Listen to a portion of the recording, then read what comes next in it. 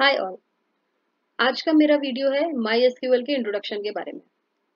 सबसे पहले हम पढ़ेंगे कि माई एसक्यूएल क्या होता है, उसका मतलब क्या होता है और सीक्वल क्या होता है। जब भी हम सीक्वल पढ़ने जाते हैं तो हमें माई एसक्यूएल इंस्टॉल करने को बोला जाता है। जरूरी नहीं है कि माई एसक्यूएल ही बोले, कभी कभी हम PL SQL, Postgres, no SQL ये सब भी डाउनलोड करते हैं। तो जब भी हम एसक्यूएल या सीक्वल पढ़ने जाते हैं हमें कोई ना कोई और एक सॉफ्टवेयर बोला जाता है इंस्टॉल करने के लिए। ऐसा क्यों होता है? तो पहले जानते हैं कि माइस्क्वेल होता क्यों है, उससे हम समझेंगे कि ये प्रोसेस क्यों करना पड़ता है हमें। तो देखिए, माई एसक्यूएल होता है एक रिलेशनल डेटाबेस मैनेजमेंट सिस्टम, और इसको हम माई एसक्यूएल प्रोनाउंस करते हैं, माई सीक्वल नहीं कहते। जबकि एसक्यूएल को हम सीक्वल पढ़ते हैं, ठीक है, लेकिन माई एसक्यूएल को हम माई एसक्यूएल ही पढ़ते हैं। फिर हम देखते हैं कि सीक्वल क्या होता है। सीक्वल होता है स्ट्रक्चर्ड क्वेरी लैंग्वेज, और इसे हम सीक्वल प्रोनाउंस करते हैं, एसक्यूएल नहीं, ठीक है। इसको हम सीक्वल इसलिए कहते हैं क्योंकि इसको सीक्वेंशियल क्वेरी लैंग्वेज भी कहते हैं। अब हम वापस अपने क्वेश्चन पर आते हैं कि माई एसक्यूएल क्यों इंस्टॉल करना है सीक्वल पढ़ने के लिए। देखिए, सीक्वल एक क्वेरी लैंग्वेज है और माई एसक्यूएल एक डेटाबेस मैनेजमेंट सिस्टम है। अब इसको एक एग्जांपल से समझते हैं। ये जो मेरा फ्लो चार्ट बना है, इस पे हम बाद में आएंगे। पहले हम आप एक एग्जांपल देखेंगे, उसके बाद हम इस चार्ट पर आएंगे वापस। तो देखिए, मान लीजिए ये एक अलमारी है, एक शेल्फ है, बुक शेल्फ, जिसमें कुछ किताबें रखी हैं। इसमें अलग अलग रैक बनी हुई हैं। मान लिया मैंने कि जो सबसे ऊपर वाली रैक है उसमें मैंने हिस्ट्री की बुक्स रखी हैं। नंबर 2 वाली रैक पे मैंने ज्योग्राफी की बुक्स रखी हैं। नंबर 3 पे मैंने इकोनॉमिक्स की बुक रखी है। नंबर 4 पे मैंने पॉलिटिक्स की बुक रखी है, और ऐसे जितनी भी शेल्फ है उसमें मैंने बुक्स रखी हैं। हर शेल्फ में एक टाइप की बुक है, और उनकी आप कह सकते हैं कि अलग अलग ऑथर्स की है, थोड़ा वेरिएशंस है, ठीक है। अब ये जो मेरी एक बुक शेल्फ है, अलमारी है, ठीक है, इसके हर शेल्फ में अलग अलग टाइप की, अलग अलग कैटेगरी की बुक्स रखी है। अब अगर हम ऐसी कई सारी शेल्फ को जोड़ दें और हर शेल्फ के ऊपर एक नाम लिख दें कि ये मेरी एकेडमिक्स की बुक है या मेरे आर्ट सेक्शन की बुक है। एक ऐसी अलमारी और बनाए जिसमें हम साइंस सेक्शन की बुक रखें। एक और अलमारी बनाए जिसमें हम कॉमर्स की बुक रखें।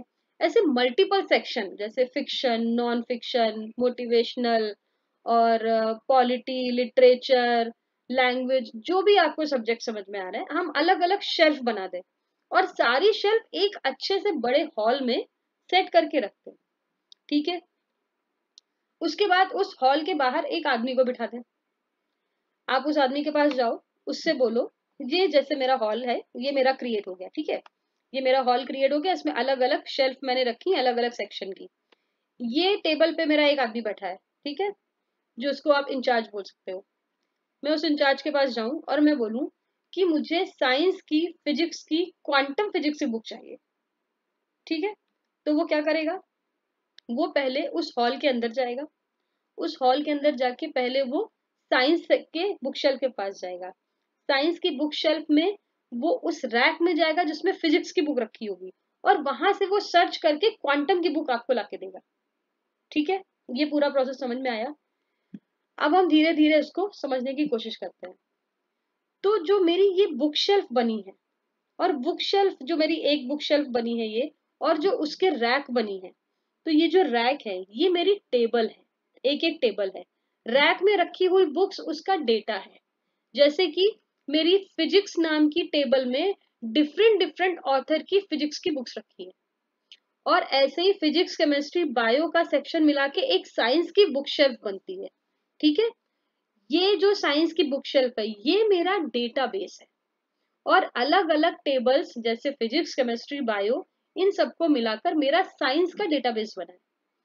अब हम अपनी लाइब्रेरी में जाएं और देखें, तो जैसे मेरा ये, सपोज ये जो अलमारी है वो साइंस की अलमारी है, तो ये डेटाबेस हो गया पूरा साइंस का, जिसमें अलग अलग टेबल्स बनी है। कौन कौन सी टेबल्स बनी है? फिजिक्स, केमिस्ट्री, बायो, ठीक है।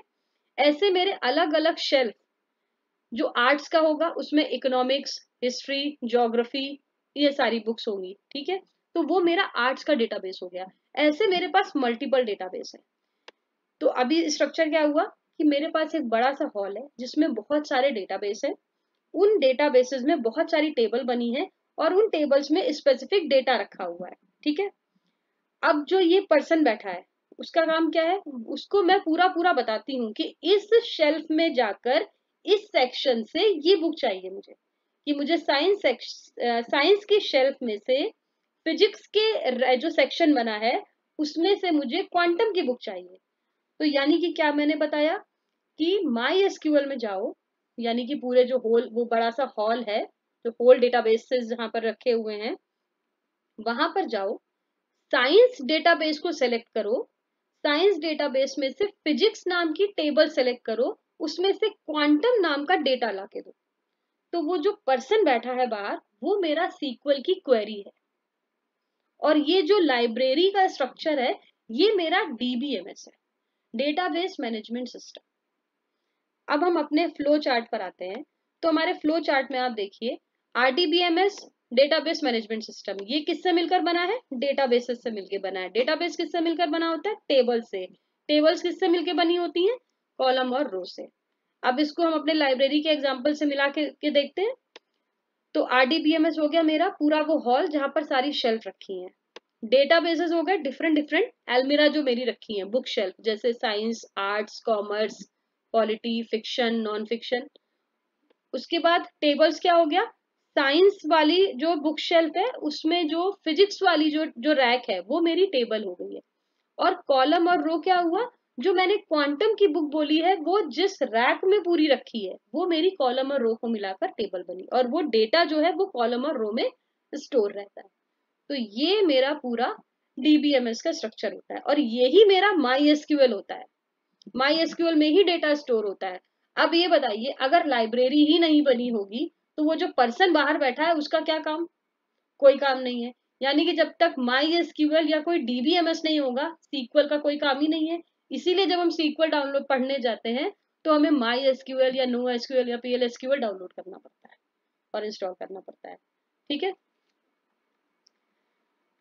अब देखिए यहाँ पर एक वर्ड आया है रिलेशनल डेटाबेस मैनेजमेंट सिस्टम। तो रिलेशनल का मतलब होता है जब ये जो टेबल्स मेरी बनी है उनके बीच में कोई कनेक्शन स्टैब्लिश होता है, उसे हम रिलेशनल डेटाबेस मैनेजमेंट सिस्टम कहते हैं। ठीक है, तो एक मेरे पास एक जनरल आइडिया लग गया कि सीक्वल क्या और माई एसक्यूएल क्या है।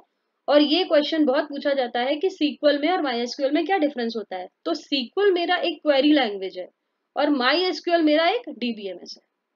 ये बेसिक डिफरेंस होता है जो सबको पता होना चाहिए। और सीक्वल को कभी भी प्रोग्रामिंग लैंग्वेज मत बोलिएगा, सीक्वल एक क्वेरी लैंग्वेज होती है, प्रोग्रामिंग लैंग्वेज नहीं होती है। और भी बहुत सारे एग्जांपल है डीबीएमएस के, जैसे माई एसक्यूएल हमने देखा, ओरेकल होता है, पीएल एसक्यूएल होता है, नो एसक्यूएल होता है, पोस्टग्रेस होता है, और भी बहुत सारे होते हैं, बहुत बहुत नंबर है। आप हम उसको उसके बारे में हमें इंटरनेट पे आराम से इंफॉर्मेशन मिल सकती है।